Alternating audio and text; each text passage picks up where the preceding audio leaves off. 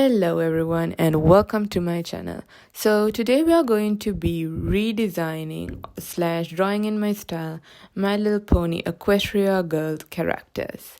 And to choose which character we're going to draw, we're going to be spinning this wheel. So My Little Pony Equestria Girls was kind of like a spin-off show of My Little Pony. And I think now there is a new sequel to My Little Pony. I'm not really sure. We're mainly going to just be focusing on My Little Pony Equestria Girls and Pinkie Pie, as you saw. So the Equestria Girls character designs has evolved over time.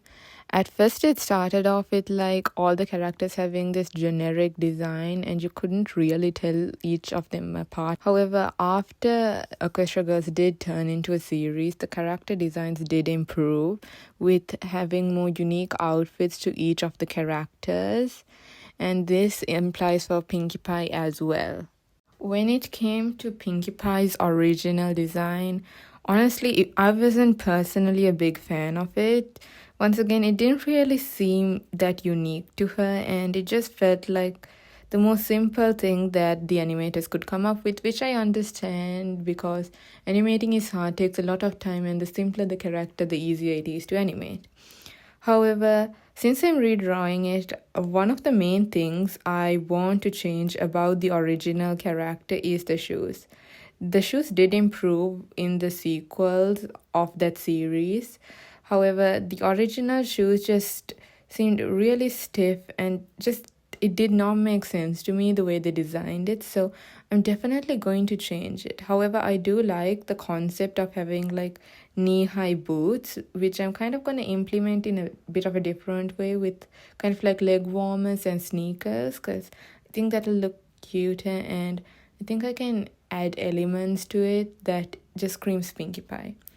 One aspect I don't want to change is the hair, because Pinkie Pie's hair is something that I've always found very unique to her, and it's kind of like this defining characteristics. Like when you see her hair, you know it's immediately Pinkie Pie. So I'm gonna try to keep it similar to the original one as much as possible. Talking about Pinkie Pie's hair, at first, when I started this drawing, I thought that was going to be the hardest part because I wanted the hair to have similarity to the original hair but still be in my style so it doesn't look kind of off.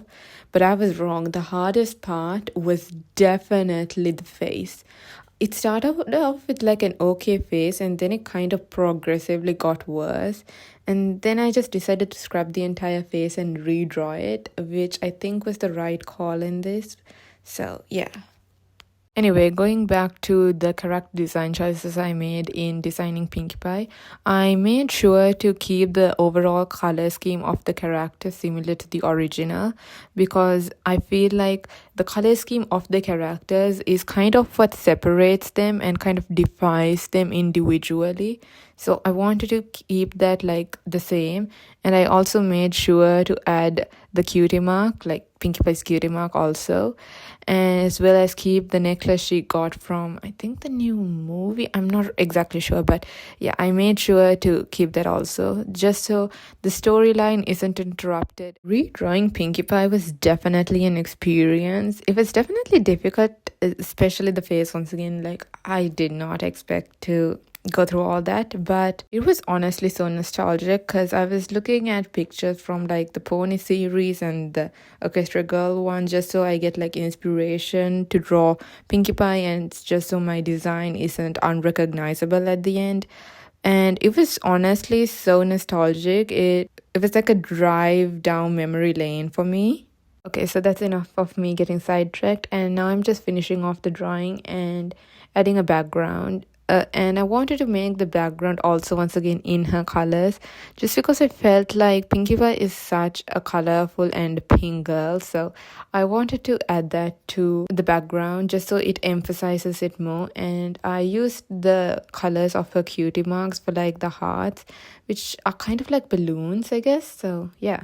Anyways, I ended up adding like a wine to the glass just because I felt like it would add a pop of color and a bit of greenery and would just really bring the scene to life. I've honestly been trying to draw more backgrounds lately because I did not used to draw backgrounds almost like at all, but Now I've just made it a thing to draw backgrounds just because I feel like it's important and really kind of tells the story of your character. It also gives you the opportunity to add like really cool light into the character, which just brings it to life and is kind of my favorite part now. So yeah. And finally, here's the end product. I hope you like it, and if you like this video, make sure you hit like and subscribe, and I'll see you in the next one.